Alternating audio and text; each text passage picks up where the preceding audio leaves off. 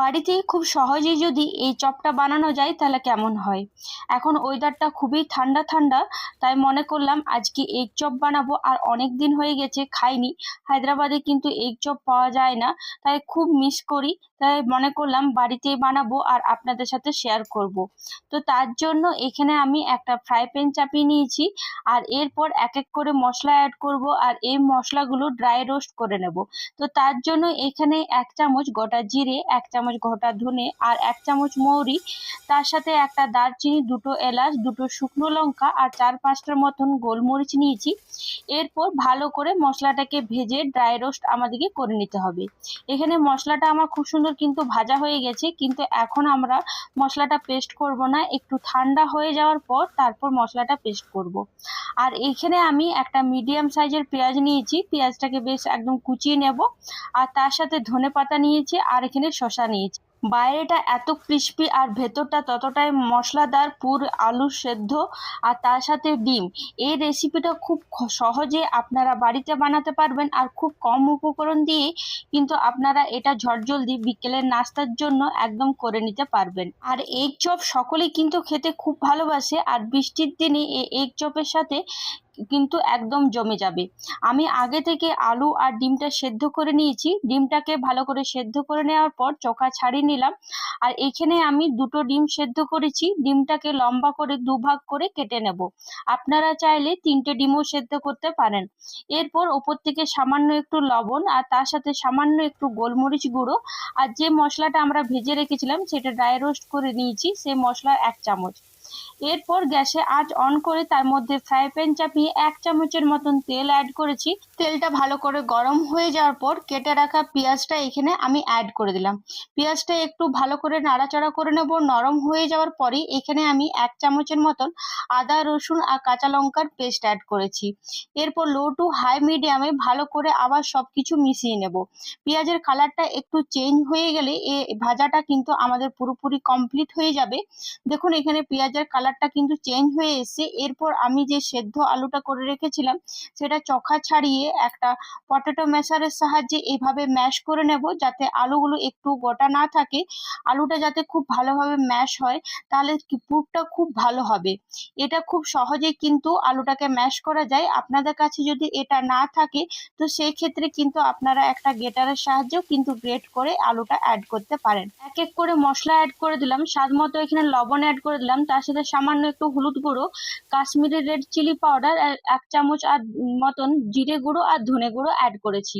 Kashmiri red chilli পাউডারটা এখানে একটু কালারের জন্য আমি অ্যাড করেছি। আপনারা চাইলে শুধু রেড চিলি পাউডারটাও কিন্তু অ্যাড করতে পারেন। এরপর লো টু হাই মিডিয়াম করে আবার সবকিছু ভালো করে মিশিয়ে নেব।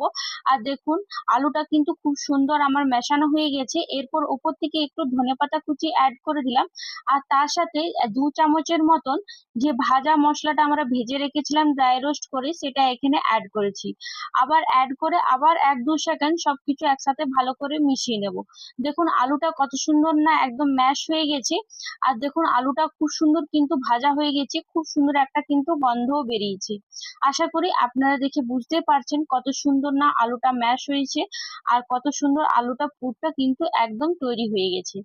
এরপর আমি অন্য একটা পাত্রে আমি এখানে 2-3 চামচের মতন বেসন অ্যাড করে দিয়েছি, আর তার সাথে আমি 2-3 চামচের মতন কর্নফ্লাওয়ার অ্যাড করে দিলাম, আর সামান্য মতন একটু লবণ অ্যাড করেছি। এরপর একটু একটু জল দিয়ে ভালো করে এই বেটারটা তৈরি করে নেব। প্রথমেই কিন্তু বেশি জল দেব না, একটু একটু জল দিয়ে ভালো করে একদম একটা বেটার তৈরি করে নেব। আর এর বেটারটা কিন্তু একটা পাতলা বেটার তৈরি হবে, খুব কিন্তু ঘন কিন্তু একদমই করবেন না। তাই একটু একটু জল দিয়ে ভালো করে পাতলা করে একটা বেটার কিন্তু আমাদেরকে এখানে তৈরি করে নিতে হবে। আর এখানে আর কিছু মশলা লাগবে না, শুধু লবণ ছাড়া। দেখুন এখানে এইভাবেই কিন্তু আমাদেরকে পাতলা একটা বেটার তৈরি করে নিতে হবে। আমার আলুর পুরটা খুব সুন্দর কিন্তু ঠান্ডা হয়ে গেছে। হাতের সাহায্যে এরপর গোল করে নেব। আপনারা চাইলে একটু সামান্য তেলও নিয়ে নিতে পারেন। একটা আলুর পুর পুরোপুরি চ্যাপ্টা করে নেওয়ার পর তার মধ্যে যে অর্ধেক ডিমটা আমরা কেটে রেখেছিলাম সেটা এখানে অ্যাড করে চারপাশ দিয়ে আলুর পুর দিয়ে খুব সুন্দরভাবে ঢেকে নেব। ডিমটাকে ভালো করে ঢেকে কভার করে নিতে হবে। এরপর প্রথমে চপটাকে ব্যাটারে যেটা আমরা তৈরি করে রেখেছিলাম সে ব্যাটারে ডুবিয়ে নেব, ভালো করে মিশিয়ে নেওয়ার পর তারপর ব্রেড ক্রামে ভালো করে কোট করে নিতে হবে। আরো বেশি ক্রিস্পি করতে চাইলে আবার বাটারে ডুবিয়ে দিন, দ্বিতীয়বারে আবার ব্রেড ক্রামের মধ্যে ভালো করে কোট করে নিলেন, তাহলে দেখবেন আরো বেশি মুচমুচে তৈরি হয়ে যাবে। আমি কিন্তু এখানে একবারই করেছি, একবার করলেই কিন্তু অনেকটাই মুচমুচে হয়েছে। আপনাদের কিন্তু চাইলে আর দুবার এই প্রসেসটা কিন্তু করতে পারেন। আমি আগে থেকে তেলটা গরম হতে দিয়ে দিয়েছিলাম, তেলটা মাঝারি আঁচে গরম করে নেব আর গ্যাসের আঁচটা লো টু হাই মিডিয়াম করে রাখবো। এরপর আমি এখানে দুটো করে ভেজে নিয়েছি। আপনারা চেষ্টা করবেন দুটো কি তিনটে করে ভাজার চেষ্টা করবেন, আর গ্যাসের আঁচটা অবশ্যই ওই হাই রাখবেন না, মাঝারি আঁচে ধীরে ধীরে ভাজবার চেষ্টা করবেন। আর আমাদেরকে একদম সোনালি বাদামি হওয়া পর্যন্ত কিন্তু আমাদেরকে এখানে ভেজে নিতে হবে। আর দেখুন এখানে আমার খুব সুন্দর কিন্তু ভাজা হয়ে গেছে। এরপর আমি একটা পাত্রে এক এক করে তুলে রেখে নেব। আর এতটা ক্রিস্পি হয়েছে যে কিছু বলার নেই। এভাবে আমি বাকিগুলো ঠিক ওইভাবেই ভেজে নেব। গ্যাসের আঁচটা কিন্তু একদম কিন্তু মিডিয়াম করে রাখবেন আর একদম সোনালি হওয়া পর্যন্ত কিন্তু ভেজে নিতে হবে। আর আপনারা যখন এই এগ চপটা বানাবেন চেষ্টা করবেন আলুটাকে আগে থেকে ভালো করে সেদ্ধ করে নেওয়া, আর অবশ্যই কিন্তু আলুটাকে ভালো করে ম্যাশ করবেন, তাহলে দেখবেন খুব সুন্দর ও ডিমের সাথে খুব ভালো করে কোটটা হয়ে যাচ্ছে। এখানে আমার এগ চপ পুরোপুরি কমপ্লিট। আমি এখানে শসা তার সাথে পেঁয়াজ কুচি আর টমেটো কেচাপ দিয়ে পরিবেশন করেছি। আপনারা চাইলে কাসুন্দি বা ধনেপাতা চাটনির সাথেও কিন্তু পরিবেশন করতে পারবেন। এখানে দেখুন কতটা মুচমুচে হয়েছে, খেতে কিন্তু দুর্দান্ত লাগবে। বাইরেটা ততটা ক্রিস্পি আর ভেতরটা ততটাই নরম, মশলাদার আলুর পুর, ডিমের স্বাদ, খেতে কিন্তু অসাধারণ লাগবে। আশা করি আপনাদের এই ভিডিওটা ভালো লেগেছে, আর বৃষ্টির দিনে অবশ্যই বাড়িতে ট্রাই করে আমাকে কিন্তু কমেন্টে জানাতে ভুলবেন না।